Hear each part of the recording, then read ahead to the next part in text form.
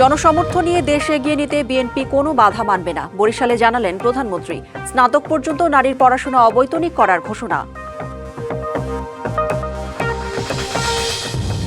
টানা বৃষ্টিতে জলাবদ্ধতায় স্থবির জেলা শহরগুলো। নৌকায় চড়ে কেন্দ্রে এইচএসসি পরীক্ষার্থী, ডুবে যাওয়া সড়ক পেরোতে গিয়ে বিপাকে অনেকে।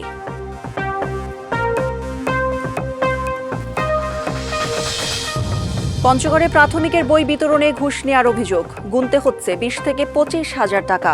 জড়িত উপজেলা প্রাথমিক শিক্ষা অফিস সিন্ডিকেট।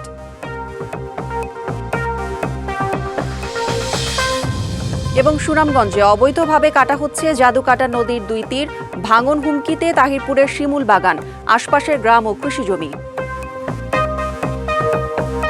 স্নাতক পর্যন্ত নারীর পড়াশোনা অবৈতনিক করা হবে, আর জনগণের সমর্থন যতক্ষণ আছে ততক্ষণ দেশকে এগিয়ে নিতে বিএনপি কোনো বাধা মানবে না।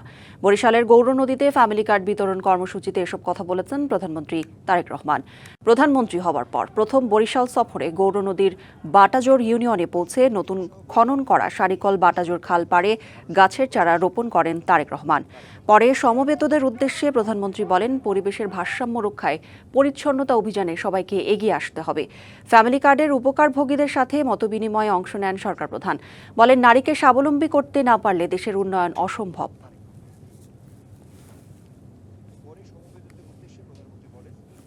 আগামী 5 বছরে ধীরে ধীরে সকল পরিবারের কাছে আমরা যাওয়ার চেষ্টা করব ইনশাআল্লাহ। নারীদের শিক্ষা ব্যবস্থা আমরা স্নাতক পর্যন্ত বা ডিগ্রি পর্যন্ত, আমরা স্নাতক পর্যন্ত, অনার্স পর্যন্ত আমরা ফ্রি করব। বরিশালের বাবুগঞ্জে সেনাবাহিনীর গ্রীষ্মকালীন প্রশিক্ষণ মহড়া পরিদর্শন করেছেন প্রধানমন্ত্রী তারেক রহমান। বেলা 11:30টায় বাবুগঞ্জ উপজেলার পূর্ব রহমতপুর এলাকায় সেনাবাহিনীর গ্রীষ্মকালীন প্রশিক্ষণ মহড়াস্থলে পৌঁছান প্রধানমন্ত্রী। দুর্গম ও ঘন জঙ্গলে সেনা সদস্যদের সাহসী কার্যক্রম পর্যবেক্ষণ করেন তিনি। পরে দায়িত্বপ্রাপ্ত সেনা কর্মকর্তারা তাদের কৌশলগত নানা প্রস্তুতির কথা জানান সরকার প্রধানকে। এ সময় জঙ্গলের ভেতরে দায়িত্ব পালনরত সেনা সদস্যদের নিষ্ঠা এবং পেশাদারত্বের সঙ্গে দায়িত্ব পালনে উৎসাহ দেন প্রধানমন্ত্রী তারেক রহমান।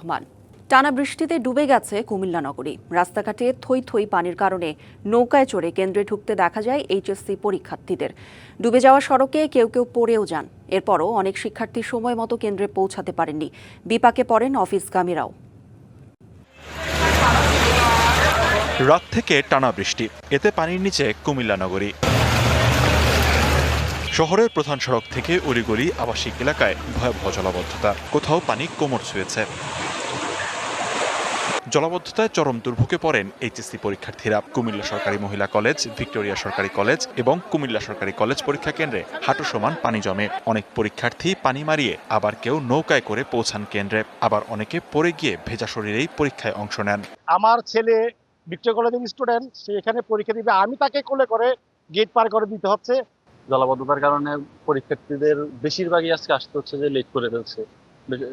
পরীক্ষার যে নির্দিষ্ট সময় আছে 10টা, তারপরে আসছে অনেকে। তারপর হচ্ছে যে এদিকে আছে ড্রেনের পাশগুলা ভাঙা, এগুলাতে আজকে অনেকেই ব্যথা পাইছে। পানিতে ডুবে অচল অবস্থা কুমিল্লা জেনারেল হাসপাতালেও। পানিবন্দী রোগীরা, ভাসছে নানা সরঞ্জাম, সব মিলে সীমাহীন দুর্ভোগ। বিপাকে পড়েন অফিসগামী ও কর্মজীবীরা। অধিকাংশ সড়ক তলিয়ে যাওয়ায় ব্যাহত হয় যান চলাচল। বাসাবাড়িতে পানি ওঠায় ভোগান্তি চরমে। হঠাৎ করে বৃষ্টিটা হয়েছে, তো তাই আপনার ড্রেনেজ ব্যবস্থা ভালো না থাকার কারণে সমস্যাটা দেখা দিয়েছে। বন্যার যে পরিস্থিতি আমরা দেখতে পাচ্ছি, এই পরিস্থিতিতে আসলে শহরে এখন বসবাস করাটা মানে কষ্টকর হয়ে যাচ্ছে আর কি। টানা বৃষ্টিতে গাইবান্ধা শহরে তীব্র জলাবদ্ধতার সৃষ্টি হয়েছে, এতে স্থবির হয়ে পড়েছে জনজীবন। জলাবদ্ধতা সাতক্ষীরাতেও। পৌরসভা সহ 7টি উপজেলার বিস্তীর্ণ এলাকা তলিয়ে চরম দুর্ভোগে মানুষ। সরকারি দপ্তর, হাসপাতাল ও শিক্ষা প্রতিষ্ঠানে পানি ঢুকে স্থবির স্বাভাবিক কার্যক্রম। বেশি সংকটে শ্রমজীবী মানুষ ও শিক্ষার্থীরা। ঘরের ভিতর পানি, বাথরুমের পানি, আমরা কোনোভাবে যাতায়াত করতে অসুবিধা হচ্ছে। বাচ্চা কাচ্চা নিয়ে আমরা রিক্সের ভিতরে আছি, সাপ পুকুরের ভয়। একটা মানুষ সুস্থ অসুস্থ হলেও জানির কোনো ব্যবস্থা নেই। সরকার যদি আমাদের একটু সাহায্য করতো তা ভালো হতো, আমরা খুব বিপদের মধ্যে আছি। বাগেরহাটের নিম্নাঞ্চলের সড়ক, অলিগলি ও আবাসিক এলাকায় জলাবদ্ধতার সৃষ্টি হয়েছে। 4-5 দিন ধরে এই অবস্থা।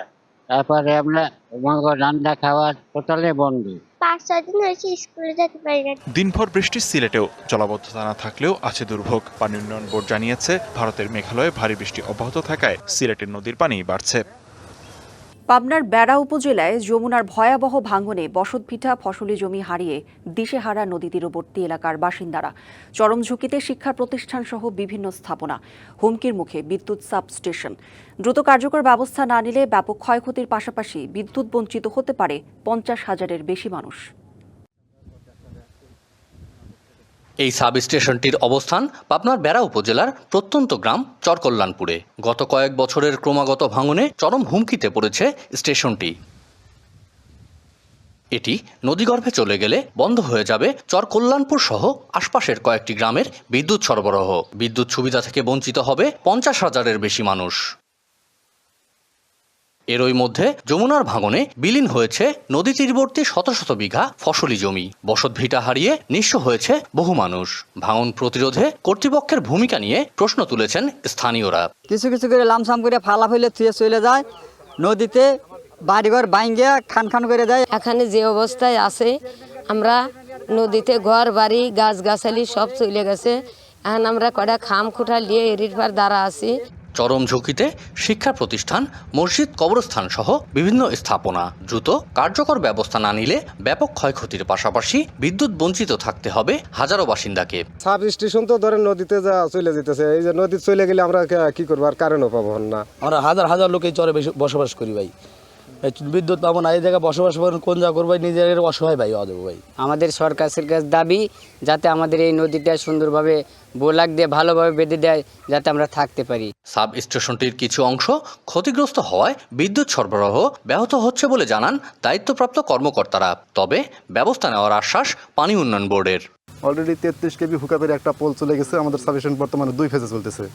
3 ফেজ দিয়ে চলার কথা, তার 2 ফেজে চলতেছে। এই কারণে গ্রাহক পর্যাপ্ত ভোল্টেজ পাচ্ছে না। তারপরেও কর্তৃপক্ষ আশ্বাস দিচ্ছে যদি শুকনো মৌসুম আর কি নদীর পানি কমলে পোলটা স্থাপন করে আর একটা ফেজ চালুর ব্যবস্থা নেবে। যেহেতু একটা গঠিত চর, যেখানে পরিমাণ পার্মানেন্ট ওয়ার্ক করেই এখানে মনে করেন যে আমরা একটা প্রতিরক্ষা করা উচিত। তারপর আমরা অস্থায়ী প্রতিরক্ষামূলক কাজ করে সেই লাইনটা বা বিদ্যুৎ যে ট্রান্সফরমার যেটা আছে বা স্টেশন, সেটাকে আমরা প্রতিরক্ষা করার জন্য আপ্রাণ চেষ্টা চালিয়ে যাচ্ছি। শুধু আশ্বাস নয়, ভাঙন প্রতিরোধে কার্যকর ব্যবস্থা নেওয়ার দাবি স্থানীয়দের।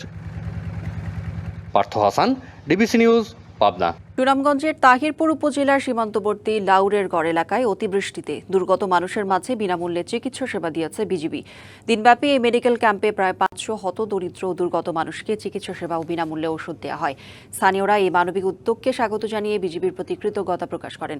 সুনামগঞ্জ ব্যাটালিয়ন 28 বিজিবির অধিনায়ক lieutenant colonel AKM Zakaria Kadir জানান, মানবিক সহায়তার কার্যক্রম অব্যাহত থাকবে। নওগাঁর মহাদেবপুরে নিজ শোবার ঘর থেকে স্বামী স্ত্রীর মরদেহ উদ্ধার করেছে পুলিশ। সকালে উপজেলার সফাপুর ইউনিয়নের পাহাড়পুর গ্রামে এই ঘটনা ঘটে। নিহতরা হলেন লোকমান মণ্ডল ও তার স্ত্রী দেলোয়ার। স্থানীয়রা জানান, ভোর 4টার দিকে ছেলে মুক্তার তার প্রতিবেশী ও স্বজনদের ফোন দিয়ে জানান তার বাবা মা দুজনেই হঠাৎ অসুস্থ হয়ে পড়েছেন। খবর পেয়ে প্রতিবেশীরা গিয়ে তাদের মরদেহ দেখতে পান। পুলিশ জানায়, দুজনের শরীরে তেমন কোনো আঘাতের চিহ্ন নেই। তাদের ছেলে মুক্তার হোসেন অনলাইন জুয়ায় আসক্ত। যশোরের বাঘারপাড়া উপজেলায় পূর্বশত্রুতার জেরে যুবদল নেতাকে কুপিয়ে হত্যার অভিযোগ উঠেছে। সকালে উপজেলার খাজুরা তেল পাম্পের পাশে গাড়ি মাপার স্কেলের সামনে এই ঘটনা ঘটে। পুলিশ ও স্থানীয়রা জানান, পূর্বশত্রুতার জেরে একই এলাকার আব্দুর রবের ছেলে রাব্বি ধারালো অস্ত্র দিয়ে রুবেল হোসেনের শরীরের বিভিন্ন স্থানে এলোপাতাড়ি কুপিয়ে গুরুতর জখম করে। পরে স্থানীয়রা তাকে যশোর 250 শয্যা জেনারেল হাসপাতালের জরুরি বিভাগে নিয়ে গেলে চিকিৎসক তাকে মৃত ঘোষণা করেন। হত্যার কারণ এবং অভিযুক্তকে ধরতে পুলিশের একাধিক দল মাঠে কাজ করছে। টাকা দিলে মেলে বই, আর না দিলে শুরু হয় তালবাহানা। পঞ্চগড়ের দেবীগঞ্জে প্রাথমিকের বিনামূল্যের বই নিতে গিয়ে এমন বিড়ম্বনায় কিন্ডারগার্টেনগুলো। অভিযোগ, উপজেলা প্রাথমিক শিক্ষা অফিসের কর্মকর্তা কর্মচারীদের একটি সিন্ডিকেট বই কেনাবেচার সাথে জড়িত। বই পেতে দিতে হয় 20 থেকে 25,000 টাকা ঘুষ। পঞ্চগড়ের দেবীগঞ্জে 143টি প্রাথমিক বিদ্যালয় এবং তালিকাভুক্ত 35টি কিন্ডারগার্টেনের জন্য প্রথম থেকে পঞ্চম শ্রেণী পর্যন্ত 1,40,154টি বই বিতরণ হয়েছে। তবে সরকারি প্রাথমিক বিদ্যালয়গুলো সহজে বই পেলেও কিন্ডারগার্টেনের ক্ষেত্রে বাস্তবতা ভিন্ন। ঠিক সময়ে বই পেতে তাদের পোহাতে হয় নানা বিড়ম্বনা। অভিযোগ, উপজেলা প্রাথমিক শিক্ষা অফিসে গড়ে উঠেছে একটি শক্তিশালী সিন্ডিকেট। তাদের টাকা না দিলে মেলে না বই। নানা অজুহাতে করা হয় কালক্ষেপণ। দুঃখের বিষয় হচ্ছে যে প্রত্যেক বছর আমরা সরকারি বই পেতে আমাদের অনেক বেগ পেতে হয় এবং পয়সা ছাড়া টাকা ছাড়া বই আমরা নিতে পারি না। আমরা যারা কেজি স্কুলে পাঠদান দিচ্ছি আমাদের সাথে একটু বৈষম্য করা হচ্ছে।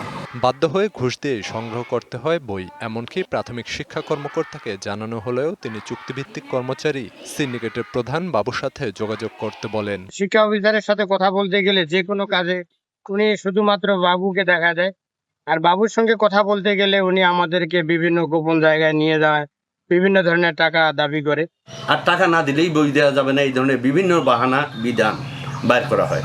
এই জন্যই এই ভয়ে তো আমরা দীর্ঘদিন টাকা দিয়ে আসতেছি।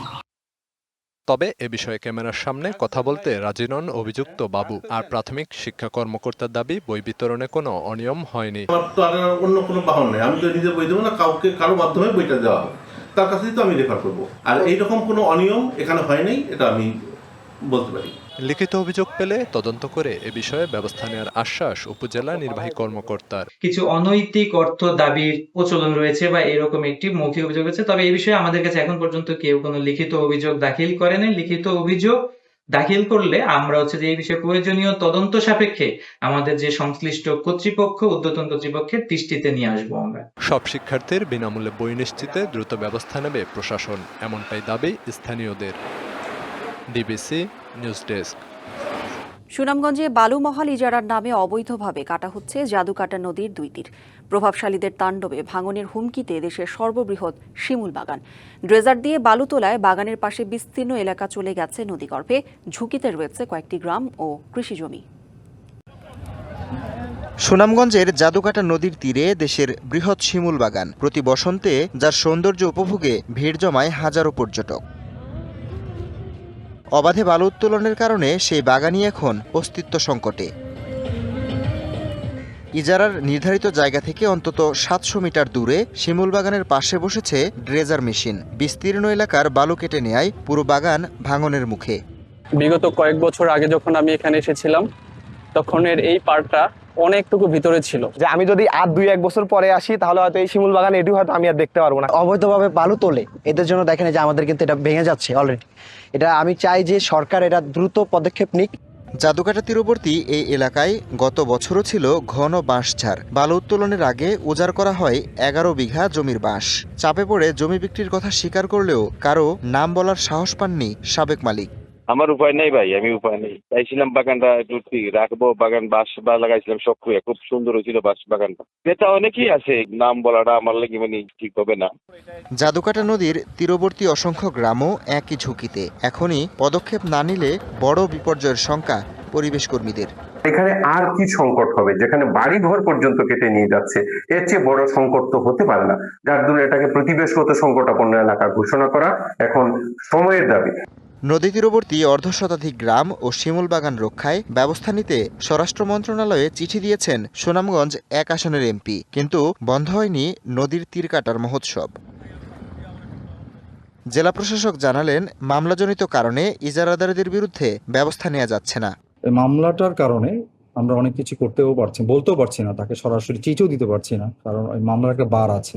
তবে আমরা ওইটার ব্যবস্থা নেওয়ার জন্য আমরা সলিসিটর উইংয়ে আমাদের নতুন যে আমাদের যারা রাজস্ব তিনি গিয়েছেন, তিনি গিয়ে সব কাগজপত্র জমাও দিয়ে এসেছেন, যাতে করে ভবিষ্যতে আমরা তাকে চেপে ধরতে পারি বা একটা ব্যবস্থা নিতে পারি। জাদুকাটা শুধু একটি নদী নয়, এটি এই অঞ্চলের জীববৈচিত্র্য, পর্যটন এবং হাজারো মানুষের জীবন জীবিকার সঙ্গে জড়িয়ে থাকা অমূল্য সম্পদ। হবিগঞ্জে চা বাগান থেকে উদ্ধার করা একটি গোখরা ও একটি দাঁড়ার সাপ সাতছড়ি জাতীয় উদ্যানে অবমুক্ত করা হয়েছে। দুপুরে বন বিভাগের উপস্থিতিতে বাংলাদেশ জীববৈচিত্র্য সংরক্ষণ ফেডারেশনের সদস্য রবি কস্তা সাপ দুটি অবমুক্ত করেন। রবিবার চুনারুঘাট উপজেলার আমতলী চা বাগানের বাসিন্দা রুমেল ব্যানার্জির বাড়িতে দুটি সাপ আশ্রয় নেয়। খবর পেয়ে দ্রুত সাপ দুটি উদ্ধার করা হয়। সারা বাংলা সংবাদে এই ছিল এখনকার মতো। ডিবিসি নিউজের সংবাদগুলো পড়তে ভিজিট করুন dbcnews.tv আর ভিজিট করুন ডিবিসির ফেসবুক পেজ এবং ইউটিউব চ্যানেল। ডিবিসির সঙ্গেই থাকুন।